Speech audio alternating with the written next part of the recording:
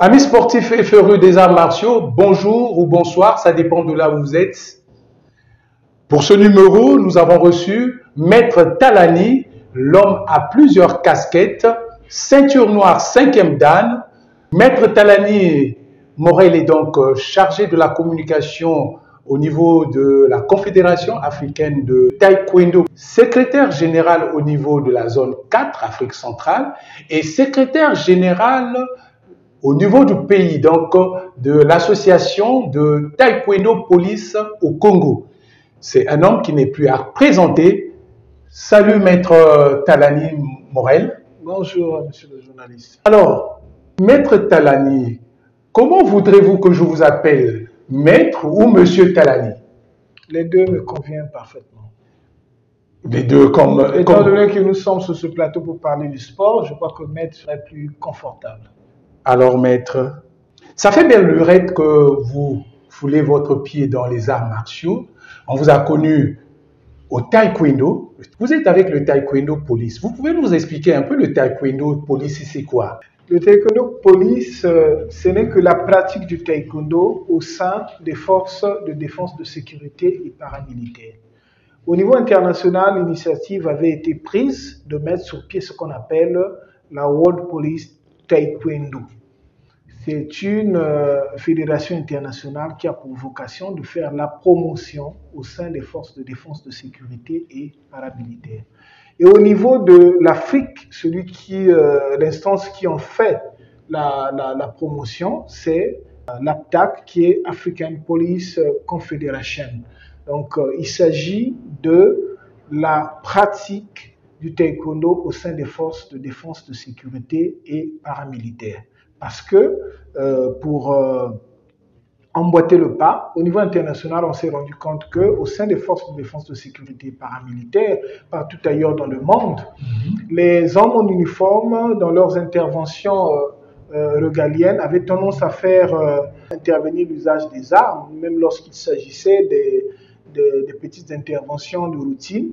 Alors, pour limiter l'utilisation des armes à feu, on s'est rendu compte que cette attitude de vouloir faire brandir les armes à feu n'était que la résultante du manque de formation adéquate, une formation physique pouvant permettre aux gens d'appréhender les malfrats en utilisant des techniques de combat, de self-défense. Et c'est à ce juste titre qu'on avait pensé mettre sur pied ce qu'on appelle le Taekwondo Police pour permettre à ce que les forces de défense, de sécurité paramilitaires soient formées en arts martiaux pour leur permettre de mettre de côté les armes et leur permettre de savoir évaluer la situation, si telle ou telle intervention nécessite réellement l'utilisation des armes à feu ou bien les armes rudimentaires qui sont les tonfa et autres pour appréhender les malfrats. Sinon, appréhender à main libre comme ça, sans armes. Effectivement.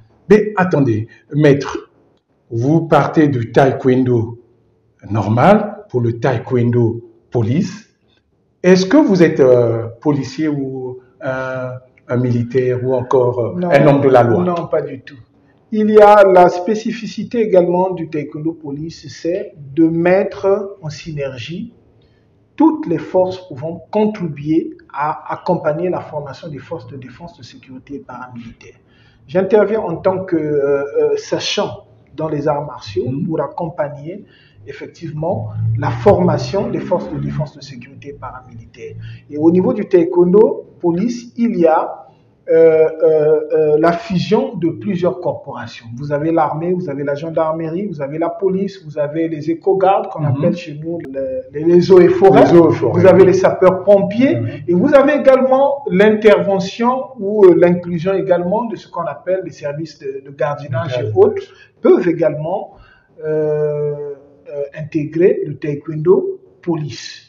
Et voilà pourquoi vous voyez que au niveau du taekwondo police, même ceux qui sont forts en administration peuvent également accompagner le taekwondo police. Que ce soit ceux qui sont forts en N6, notamment en informatique et autres, viennent pour accompagner la structure parce que ce qui compte, c'est le résultat. Le résultat, il s'agit de réunir les énergies, de réunir les sachants pour accompagner la formation des forces de défense, de sécurité et paramilitaires. Laissons un peu le taekwondo police, revenons un peu à nos moutons, le taekwondo proprement dit. On a vu un moment où il y avait l'essor, sinon la vulgarisation du taekwondo au Congo quand vous étiez à la Fédération des Diables. Depuis votre départ avec le président Popossi, il y a eu comme le taekwondo a disparu et ce n'est plus sur la scène. Que s'est-il passé, Maître Talani? Le secret, c'est lequel? Vous êtes parti avec toute votre gibetière? Moi, je pense qu'à chaque situation, à chaque époque, nécessite des hommes de terrain pouvant apporter la solution. Il y a eu à la genèse du taekwondo, je parle ici du taekwondo moderne, lorsque le taekwondo essaie de s'organiser en tant que fédération, nous avons eu l'insigne honneur d'avoir à la tête le feu docteur Ngoni Boniface, oui, qui a fait son temps parce qu'il fallait pour lui imposer le taekwondo sur la sphère nationale, faire l'implantation au niveau des départements. Et c'était un défi qui n'était pas du tout facile. Alors après le président Popossi est arrivé le président Obambi. Alors le président Obambi qui arrive devait effectivement s'approprier de la vision, devait synchroniser le système pour lui permettre à ce qu'il soit à l'aise. Il lui a fallu juste un mandat pour que Roch-Sir Popossi arrive à la tête de la structure. Et ma modeste personne à l'époque était un jeune maître et qui pensait avoir, qui se sentait un peu compétent à apporter sa modeste contribution pour l'émancipation du taekwondo. Et c'est là où ma modeste personne est rentrée en tant que vice-président de la Fédération congolaise de taekwondo avec pour mission de gérer la commission technique. Et avec le sens très élevé de management du président Popossi à l'époque, nous avons formé une très bonne équipe qui a travaillé dans une synergie très pragmatique, dynamique et où le consensus était au centre de ce que nous avons eu à réaliser ensemble. Et au départ, c'était pas facile effectivement pour que nous soyons sur la même ligne d'onde, mais avec le temps, nous avons appris à nous connaître et à fixer nos objectifs vers les attentes qui étaient les nôtres. Et à cette époque, nous avons eu à faire un grand travail parce qu'à l'époque, nous arrivons, le taekwondo n'avait pas une reconnaissance juridique. Il fallait apporter au taekwondo une reconnaissance juridique. Il fallait mettre un accent particulier sur la détection des jeunes talents et nous l'avons fait dans les différents départements. Et nous avons pensé pour promouvoir le taekwondo, il fallait organiser des championnats nationaux d'une manière rotative. Nous l'avons fait à Pointe-Noire, nous l'avons fait à Brazzaville, nous l'avons fait également à Ouando, à Oyo. Et ça a été une très belle expérience parce qu'à l'époque, nous avions une très bonne pépinière et qui a fait ses fruits. La formation était au centre de notre cheval de bataille. Et nous l'avons fait, c'était une belle expérience et je crois que les taekwondoïstes de l'époque s'en souviendront et que à ce moment-là, nous avions eu une équipe qui était très dynamique, qui a pu apporter de leur expertise pour permettre au taekwondo d'avancer. Après le président Popossi, nous avons eu un grand maître qui est arrivé, il fait partie de nos anciens sur qui on avait beaucoup d'estime pendant qu'on était encore très jeunes. Il s'agit du président Stanislas qui est arrivé également, tenant compte des enjeux de l'époque, qui a su également faire un travail quand même de fond, puisque nous avons vu comment est-ce qu'ils se sont déployés de gauche à droite pour permettre aussi au taekwondo d'exister à cette époque. Et vous verrez qu'à chaque époque, on était face à des enjeux qui ne sont pas les mêmes. Et je pense que chaque président qui est arrivé a essayé de travailler tenant compte des objectifs fixés. Et aujourd'hui, nous arrivons à une phase où le taekwondo est géré par l'ancien secrétaire général adjoint qui est le président Mutala Thomas, qui arrive également à une période où nous sommes dans une période de crise financière et avec un taekwondo qui sort de l'hibernation après plusieurs années de non-pratique régulière du taekwondo par manque d'une instance dirigeante du taekwondo. Des animateurs, il faut bien dire. Voilà, parce qu'il y a manque des animateurs. Voilà, il faut fusionner les énergies. On se retrouvait avec un taekwondo segmenté en plusieurs clans. Il faut réunifier les gens, il faut réunir les énergies, il faut réunir les fonds pour faire fonctionner le taekwondo. Ce n'est pas facile. Et vous voyez que d'étape à étape, nous avons connu des présidents qui se sont battus pour que le taekwondo avance. Et c'est le plus important. C'est le plus important, mais je veux revenir surtout quand le taekwondo bat de l'aile. Je pense bien qu'avant les Jeux africains, le taekwondo était au top. C'était parmi les arts martiaux qui ont fait la fierté et qui faisaient la fierté du Congo. Mais diable, qu'est-ce qui s'est-il passé avant? On va donc dire que ce sont les Jeux africains qui sont venus mettre tout en prod. Le taekwondo, il faut le reconnaître, a perdu de l'altitude. Le taekwondo s'est retrouvé dans une posture où, partant d'une période post-conflit, il y a eu la suspension du taekwondo pour 2 ans. Et pendant ces 2 ans, il s'est formé différents clans. Et ces clans-là n'ont pas favorisé l'émancipation du taekwondo en tant que tel, puisque lorsque vous vous retrouvez avec une structure qui n'est plus accompagné par l'instance de prédilection qui est le ministère des Sports. Chacun fait ce qu'il veut. Et à l'époque, je me rappelle, il a fallu à Brazzaville une assemblée de clos qui mettait en place une commission de crise dont ma modeste personne avait été choisie comme celui qui devait accompagner et gérer cette crise. Voilà, gérer cette crise pour faire un plaidoyer au niveau du ministère des Sports pour que nous puissions repartir vers une échéance électorale.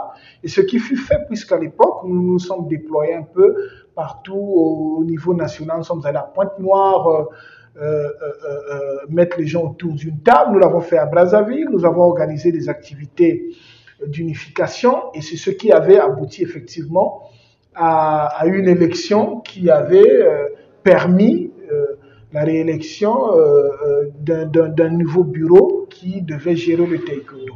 Mais lorsque ce bureau-là arrive, étant donné que nous sortions d'une période d'hibernation, ça a impacté sur la pratique du taekwondo. Et vous savez que s'il y a une chose qu'on ne peut pas rattraper dans la vie, c'est le temps.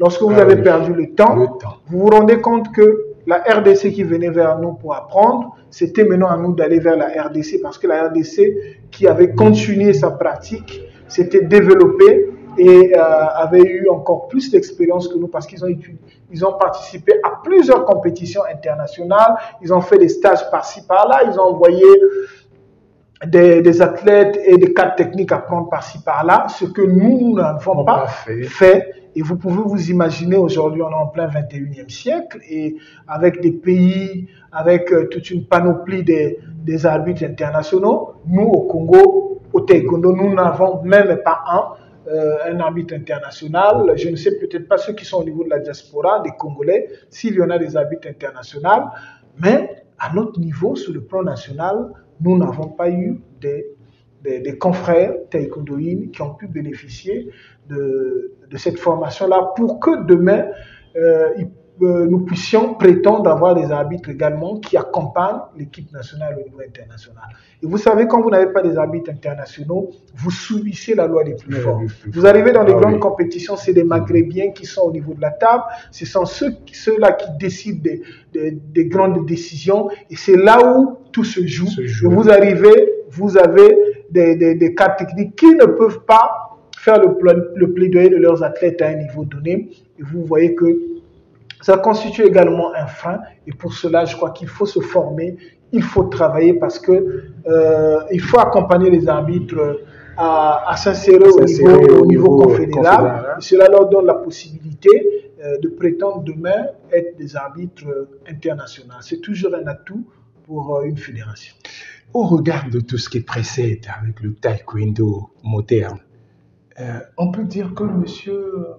Talani a trouvé sa retraite, a pris sa retraite du côté du taekwondo moderne pour se relancer au taekwondo police? Non, le taekwondo reste une base fondamentale pour nous, puisque aujourd'hui, je vous parle, j'ai encore 2 clubs qui existent. J'ai un club au lycée Chaminade, j'ai un club à l'école primaire Moussa Ita vers le GPC, et nous continuons à former au niveau du taekwondo, et c'est même notre petite expertise au niveau du taekwondo civil nous a permis, qui nous a boosté au niveau international. Ma modeste personne avait été consultée par la Confédération africaine sous la base de ce que je fais sur le niveau national, parce que je communique souvent sur les activités que je mène, et j'avais été sollicité.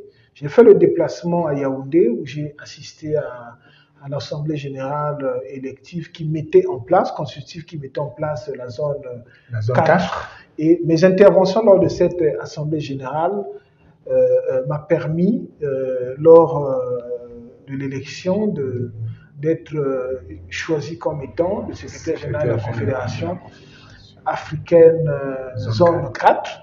Et ce qui m'a valu également une invitation pour une audience officielle au Tchad, où je fais le déplacement avec le maître Patrick Okemba. Nous sommes arrivés au Tchad, nous avons été reçus à l'époque par le Premier ministre, le ministre des Sports, le ministre de l'Intérieur, toutes les hautes autorités tchadiennes, mais tout cela grâce au taekwondo.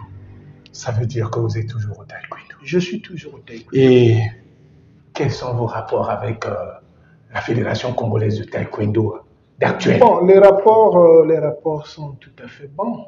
Vous savez qu'au niveau du taekwondo, là où nous arrivons parfois à avoir des écarts de langage, il s'agit seulement de lorsque nous apportons notre contribution en termes d'apport critique. Il faut le reconnaître que lorsque l'actuel président de la fédération avait été élu président de la fédération, j'ai fait le déplacement sous la pluie pour aller le féliciter. Et le seul conseil que je lui avais donné, je lui avais dit d'avoir un esprit d'ouverture et qu'il devait s'appuyer sur toutes les forces vives du taekwondo pour avancer. Et nous avons senti à un certain moment un long silence de sa part, pas de communication, pas d'activité. Nous nous sommes également rapprochés de lui pour lui poser la question de savoir où était la difficulté et quelle devait être notre modeste contribution pour l'accompagner. Et à ce niveau-là, nous arrivons parfois à un moment où lorsque l'on apporte notre pierre à l'édifice en termes de contribution, que nous soyons mal compris. Et c'est à ce niveau-là parfois qu'il arrive que nous ayons de petits couacs, mais en termes de relations à frères de même discipline, nous arrivons à nous comprendre, puisque au-delà de ce que nous avons comme différent en termes de vision, lorsque nous retrouvons dans des activités, nous nous embrassons, nous faisons la fête. Pensez-vous que c'est l'homme idéal qui peut ramener encore le taekwondo à la hauteur que vous avez laissé? Parce que vous avez laissé le taekwondo de la barre très haute. Bon, il faut le reconnaître que la situation dans laquelle se trouve le taekwondo nécessite beaucoup de tact. Il y a beaucoup de facteurs qui interviennent et je pense qu'il n'est pas arrivé au bon moment. Et ce qui fait qu'il y avait beaucoup de facteurs, beaucoup de pesanteurs qui ne l'ont peut-être pas permis de faire le travail comme il se doit. Et vous savez qu'aujourd'hui, lorsque vous êtes élu à la tête d'une structure, ce n'est pas que vous, le président, qui compte, mais la contribution de ceux qui accompagnent également votre équipe est très importante. Et lorsque vous n'avez pas des gens qui vous accompagnent convenablement, il est difficile en tant que président également de faire un travail qui soit un travail conséquent. Et je pense qu'il est arrivé au mauvais moment. Et là, nous sommes déjà vers la fin du mandat. Je crois que ce qu'il y a à faire, c'est de regarder comment mettre sur pied les artifices nécessaires pouvant permettre une équipe dynamique qui fera de telle sorte que le taekwondo sort de ce sommeil dogmatique. En des mots, ce n'est pas l'homme idéal. Continuons avec notre émission. Nous allons donc parler du taekwondo de police parce qu'à un moment, vous avez eu à faire des activités Qu'en était-il? On a vu des gens marcher dans la ville avec, en fait, avec des kimonos, partir, je sais pas, de tel point à un autre, et puis être dans une salle en train d'exhiber les katas. Sinon, en fait, au taekwondo, on dit aussi les katas. Et c'était une journée, la journée sportive qui avait deux phases. La première phase, c'était la marche sportive. Je vous arrête net. Nous allons repartir suivre cette activité et on revient. Près de 100 marcheurs venus des différentes unités d'intervention de la gendarmerie nationale, de la police et des forces armées congolaises ont pris d'assaut le rond-point Mungali pour le départ des 5 km de marche organisée comme à l'accoutumée par le Taekwondo Police à l'occasion de la journée sportive. Avec l'arrivée de Taekwondo Police, ça nous crée la cohésion. Et nous avons commencé par une marche. Cette marche de rond-point Mungali jusqu'au centre sportif. C'est pour que nous nous connaissons. Et quand nous allons créer les activités, on se connaît déjà et ça nous fait du bien. Regardez, tu peux m'entendre donner dans les voitures. Mais marcher comme ça, on n'en fait plus beaucoup de kilomètres. Quelques kilomètres, ça nous fait toujours. Et pour la santé et pour le bien-être. Surtout pour nous qui réfléchissons, il faut toujours faire le sport. Cette marche police taekwondo, pour nous, c'est une très grande initiative qu'on peut louer. C'est ça qui va nous permettre d'être un peu efficace sur le terrain. Si une fois il y a des interventions à opérer, avec les arts martiaux, c'est facile à immobiliser l'individu. Nous représentons donc la direction générale de l'équipement du ministère de la Défense nationale. Et comme vous savez que le métier de soldat est astreint à un certain conditionnement physique, et je crois que participer à cette activité nous a permis de se relâcher un peu, de se relancer un peu, et ce qui fait aussi la cohésion de la force publique. Placé sous l'autorité du colonel Bellarmin Dongui, chef d'état-major de la gendarmerie nationale, représentant le général Paul-Victor Moigny, commandant de la gendarmerie nationale, président d'honneur de Taekwondo Police, ce circuit de 5 km d'environ allant du rond-point Mungali au centre sportif Makelekele comme point de chute que les marcheurs ont battu le pavé en passant par le boulevard Alfred Raoul, l'avenue Denis Sassou Nguesso, le rond-point IFC, avant de prendre la ligne droite de l'avenue de l'Union africaine. Ce circuit a été un vrai moment de retrouvailles et de brassage entre frères d'armes. Le plus important, c'est de savoir d'abord qu'il s'agit de Taekwondo Police. Voilà, c'est une initiative qui émerge et on essaie de donner tout le sang qui est possible. Mais c'est au nom de la cohésion de tous les frères de la police, des douanes, de l'armée et toutes les autres composantes de la gendarmerie que j'ai oubliées. Voilà. Le parcours, il y a les sportifs et ceux qui viennent pour la maintenance. Donc on a trouvé un juste équilibre et le rythme est bon. À l'arrivée, quelques différents styles de combat ont été exécutés par les pratiquants de Taekwondo Police. Il s'agit à travers le Taekwondo Police permettre aux forces de défense, de sécurité et paramilitaires de bénéficier comme valeur ajoutée de la formation en technique de combat, en technique de défense, en technique d'appréhension des différentes situations qui puissent exister. Car aujourd'hui, il faut le rappeler que le monde ne cesse d'augmenter en termes de criminalité. Le temps passera et les marcheurs garderont à l'esprit la prochaine marche prévue pour la saison prochaine, toujours dans cet élan de cohésion et d'amitié fraternelle. C'était donc là les activités. Alors, maître. Il faut le rappeler que lorsque nous avons été, ma modeste personne avait été choisie comme point focal du Taekwondo Police au niveau du Congo-Brazzaville, avec pour mission également de faire l'implantation en RDC. Il a fallu pour nous travailler pour que nous puissions rencontrer toutes les autorités compétentes de la République. Et nous l'avons fait à l'époque, et ce qui avait abouti à la désignation du général de brigade Paul-Victor Moigny, à l'époque commandant-chef de la gendarmerie, comme président de cette structure. Et vous voyez, quand vous avez une structure sportive qui engage les forces de défense, de sécurité et paramilitaires, ça nécessite à ce qu'une démarche administrative soit bien menée pour que la discipline puisse être acceptée parce qu'elle implique des forces sensibles de la République. Et c'est ce travail que nous avons mené avec le général qui nous a pris beaucoup de temps. Parce qu'il fallait expliquer au sein des forces de défense, de sécurité et paramilitaires l'importance et la contribution du taekwondo police dans l'accompagnement de la formation de ces différentes disciplines et corps concernés. Et nous l'avons fait pendant une période donnée et ça nous avait permis de faire une assemblée générale constitutive qui mettait en place un bureau national avec la représentativité de ces différents corps au niveau du bureau national. Et cette activité, la récente activité qui se divisait en deux phases, notamment une marche sportive. La deuxième phase était dans une salle au niveau du gymnase du centre sportif où il y avait des self-défense, des attaques avec couteau, avec pistolet. C'était pour donner l'image de ce que le taekwondo police veut apporter au sein des forces de défense, de sécurité et paramilitaires.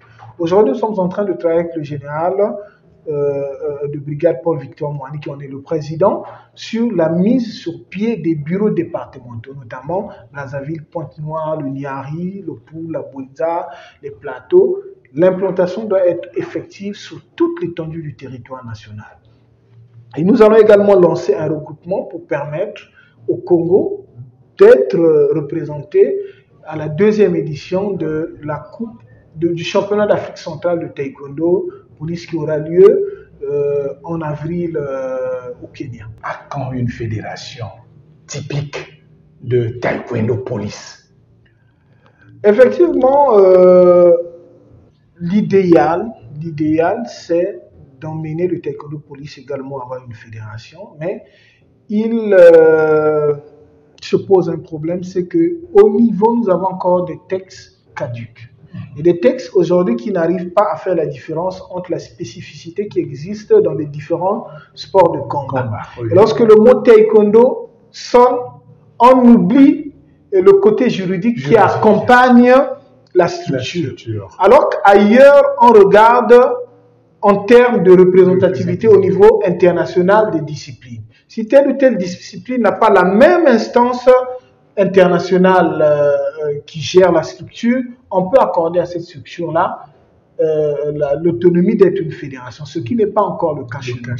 Et c'est là où la difficulté se pose. Mais nous pensons que la spécificité du taekwondo police est connue. Il s'agit de la promotion du taekwondo au sein des forces de défense, de sécurité et paramilitaires. Et j'ose croire qu'une reconnaissance des forces armées en termes d'un décret ou d'un arrêté se fera avec le taekwondo police et un accompagnement du ministère du Sport en tant que fédération pour permettre à cette structure-là également de bénéficier de l'accompagnement du ministère du Sport, notamment de l'État, puisqu'il s'agit là de la formation de nos forces de défense, de sécurité et paramilitaires. Amis sportifs, nous allons sûrement et doucement vers la fin de notre entretien avec monsieur Morel Talani, ceinture noire, 5e dan. Mais avant de clore cet entretien, nous allons demander à notre invité le mot de fin. À qui vous l'adressez? Pourquoi? Il s'agit là de donner un message fort. La force des arts martiaux se réside dans la cohésion. Et aussi longtemps qu'au sein de la famille des arts martiaux, nous sommes nous permettrons à nos arts martiaux d'avancer. Et au niveau du taekwondo police, nous comptons sur l'expertise et le sens managérial de notre président qui est le général de brigade Paul-Victor Moani pour permettre au taekwondo police d'atteindre son plein essor. Et nous invitons également tous les pratiquants des arts martiaux, notamment la version féminine, d'être nombreuses le 11 mars sous l'esplanade du stade Alphonse Massamba Débat, là où nous allons mettre à leur disposition l'apprentissage de quelques techniques de self-défense. Parce que nous savons que la femme est vulnérable et nous voulons l'accompagner dans ce sens. Merci bien, très chers téléspectateurs. Nous avons reçu sur Entretien avec Maître Talani Morel, secrétaire général de la zone 4 d'Afrique centrale, et également chargé de la communication de la Confédération africaine de Taekwondo Police. Avec lui, nous avons eu à décrypter tout sur les arts martiaux et surtout Taekwondo Police. Au revoir et à la prochaine s'il plaît à Dieu.